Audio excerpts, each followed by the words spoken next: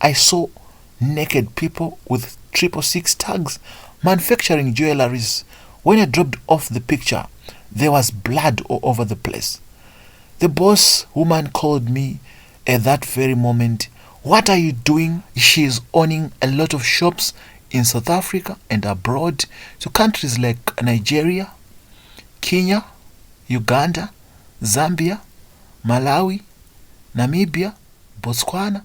The list is endless. Hello viewers, welcome once again to another educative episode of African Confessions HD right here on Extraordinary Africa.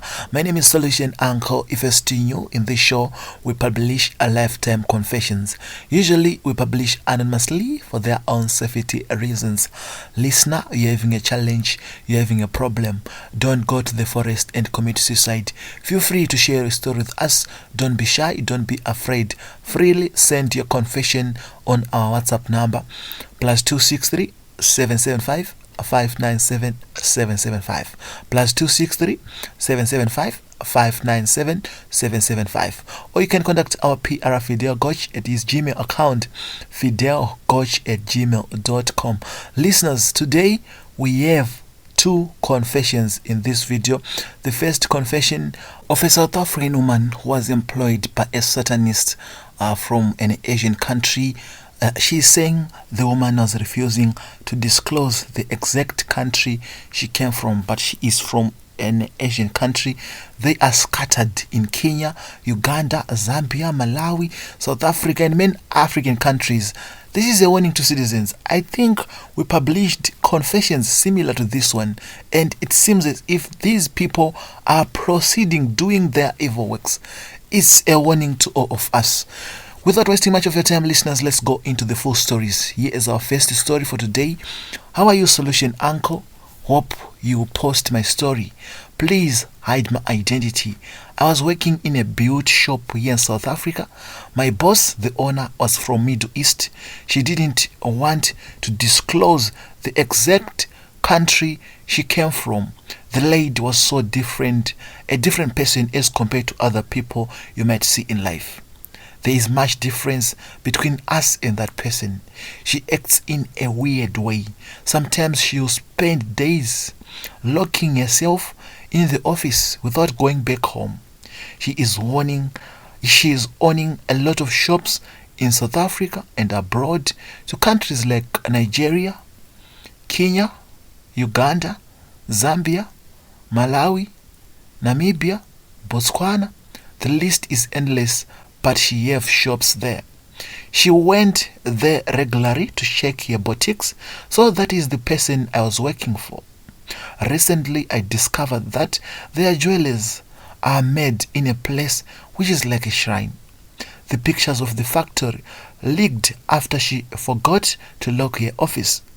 Below is how I met this woman and how I started working for her. My name is Natasha.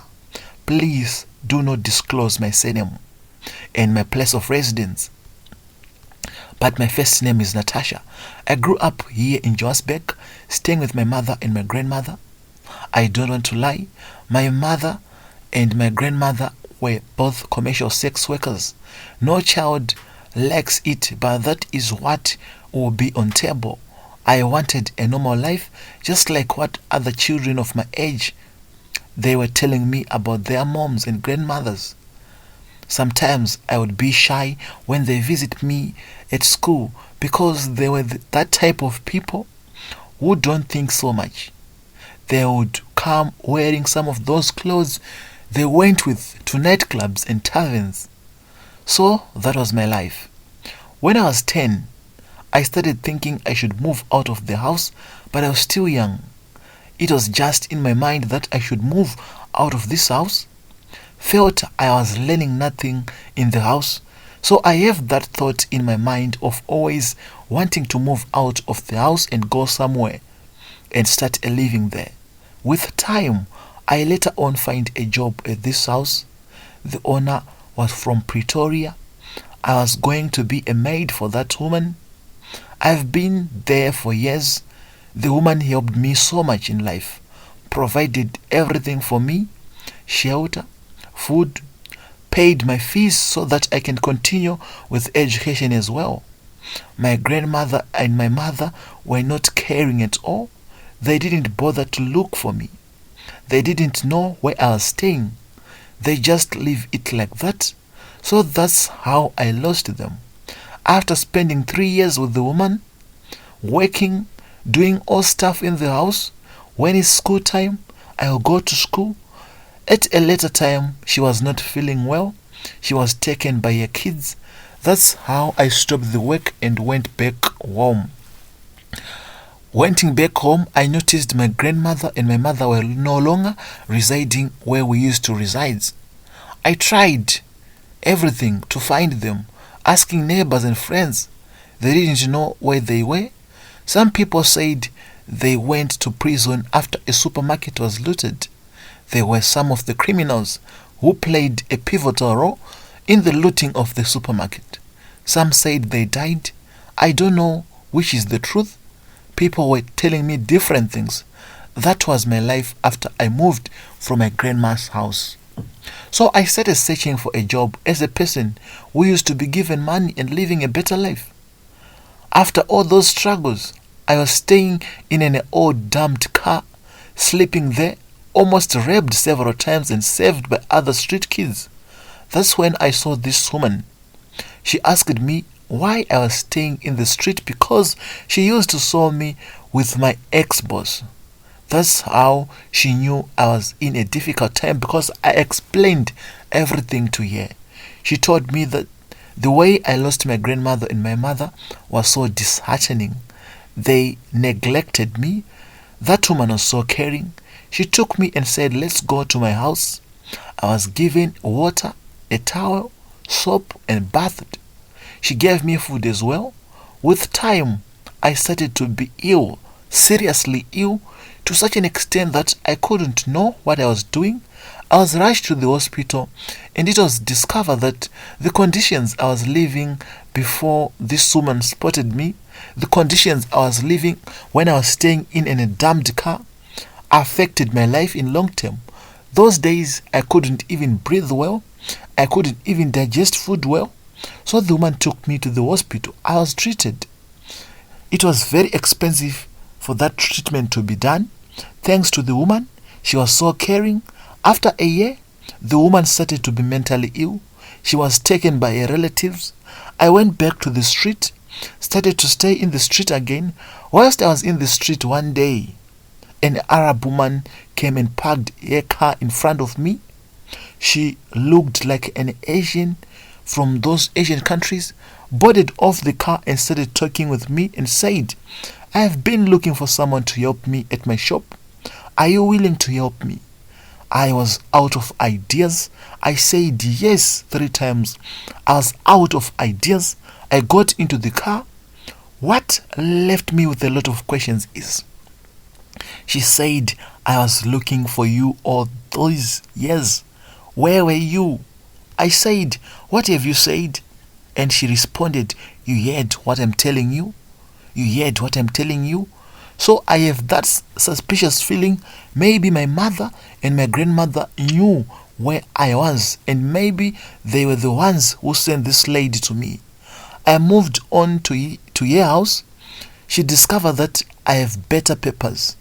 Thanks to the first woman who took me from my mother and my grandmother, gave me access to education, I managed to get papers so that I can work in shops. I started working in one of her shops in town, here in Johannesburg. They sell jewelleries, from watches, rings, necklaces, earrings, wristbands, a lot they sell. The lady was not a talkative type, but it shocked many workers. They have to tell me after work, "Wow, what are you? How do you manage to talk with this woman? She's so strange. She took me as a close friend, just like what other woman who took me before. And sometimes we could be together. I was the only South African to have a better job at her outlets. Others were working as cleaners and below jobs. Most of the workers in the shops are from Arab countries, especially Indians. But I was the only black person who was given a job to be a supervisor. So this lady, she went to a business meeting one day and forgot to lock her office. What she does, what she used to do every day, she will lock her office and go. That's when I discovered the photos on table. The photos shocked me. The things which were in the photos were moving. It was like an Arab man was moving in one of the photos, and I took the other photo which was on table. I saw naked people with 666 tags manufacturing jewelleries. When I dropped off the picture, there was blood all over the place. The boss woman called me at that very moment. What are you doing? She came back to the office. I wasn't able to move. I wasn't able to speak. Even up to now, I'm unable to speak. But I know what I'm doing. I can type, I can do everything, but I'm not able to speak. This woman is connected somewhere. These rings are not good at all. These rings and jewelleries are not good at all. That's the thing I discovered. When the woman returned, she shouted and said, what are you doing? You daughter of a bitch. You grandchild of a bitch. That's when I also knew that maybe my mother and my grandmother sold me to this woman, because I never told her about my background. And maybe those people who I was staying with who end up ill, maybe that woman and my grandmother and my mother were behind that. Your shops are scattered in South Africa. People are liking the jewelleries because they are not expensive, but quality. Please, my people, be careful. Like Uncle tell you every day, the devil is at work. I saw this with my eyes. How are you, Solution Uncle? Please post this one for me. I don't understand what my mother is doing. I am her only daughter. Others are boys. We are born 4 boys, 1 girl. There is this thing my mother has been always doing. There is a thing she is coming with to my room, especially at midnight. She will insert that thing into my privacy, and that thing will be starting like rolling in my privacy, and I won't be able to take action.